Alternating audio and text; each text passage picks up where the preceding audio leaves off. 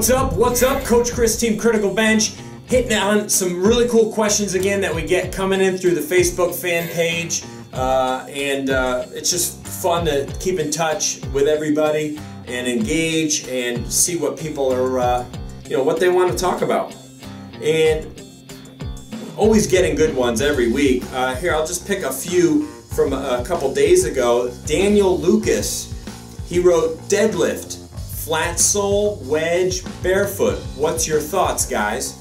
So, the deadlift has become over the last, year and a half, like my favorite exercise in the gym. All different variations, but just traditional barbell deadlifts, with an Olympic bar, not with a trap bar or anything like that. I just love them. It's just fun for me. Feels good on my body to pull weight up off the floor.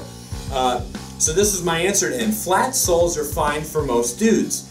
I'm a barefoot deadlifter for sure. I'll start with whatever sneaker I have on through my warm-ups. But then once I start getting into my working sets, like real weight, doing triple to 5 reps, I like to go barefoot.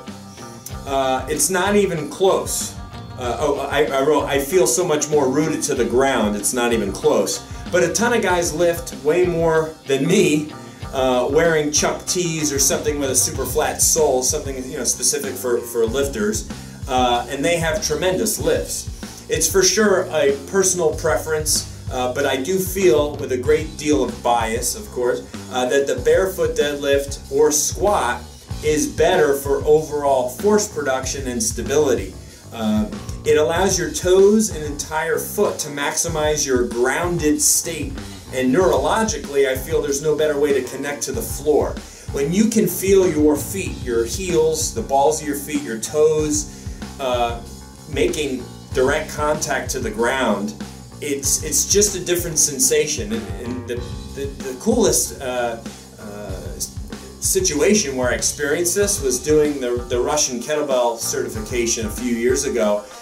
We did a whole workshop weekend, 3 days in a row of like 8 to 10 hours of using kettlebells, and the whole weekend we were barefoot. And I just felt so much more, powerful with the bare feet, and I got used to it. And then that's actually about the time when I started doing more deadlifting and doing barefoot stuff. So just kind of a neat question from Daniel there about deadlifts, my favorite exercise. Another great question from Chad Faria. Number of grams for a 196-pound man for protein, carbs, and fat. Fat bad? How do you figure it out? I'm not sure. Okay, so basically what he's saying is, what kind of caloric intake are we, needing for a 196-pound guy? So I kind of got long-winded yet again. I wrote, you can't go wrong if you're in the 1 to 2 grams per pound of body weight range. Obviously, that's a pretty big range. So I go into more detail. For hard gainers, you want to be closer to 2 grams per body pound. For some guys, 1 gram is enough to help the muscles along and still allow for new growth. For this guy, Chad, so close to 200 pounds, I'd focus on getting about 40 grams every time you eat. I'm sure you will be consuming food of some kind 5 times per day. That gets you covered, that's your base. It's easy if you're drinking 1 to 2 shakes per day, right? Let's see, breakfast, lunch, and dinner, and a couple of snacks get you there no problem. Not eating enough is the only reason why you're not growing, as long as you're sleeping and doing the big lifts at the gym, of course. Food fuels the body and allows the muscles to grow. Not enough protein, fat, and carbs, and you're not going to get there. I don't care who you are. Eat like a warrior, sleep like a baby, and train like a champion. Now, and I actually added to my post, I wrote, I will add to that, look at your total calories, not so much the grams of carbs and fats.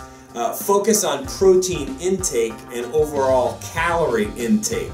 Cut out the crappy, useless carbs and eat a ton of quality, healthy fats from things like eggs, nuts, fish, milk, and oils. And, like coconut oil, olive oil, stuff like that. And the great thing about those healthy fats is they do a much better job of helping us feel, fuller longer. Same thing can be said about good choices with fiber. That's why oatmeal is such a popular item to eat in the mornings, especially because it's satiating. You eat it, it's a good complex carbohydrate. It takes a long time for your body to process it, and it expands inside your body, meaning, you know, it's kind of like it just fills you up for a longer period of time. So your hunger and stuff doesn't seem to come on so fast. Coach Chris, Team Critical Bench, just thought you'd get a kick out of some of these great questions coming in, because I know it's going to help more than just the person who asked it. So thanks again for watching. We'll see you again real soon.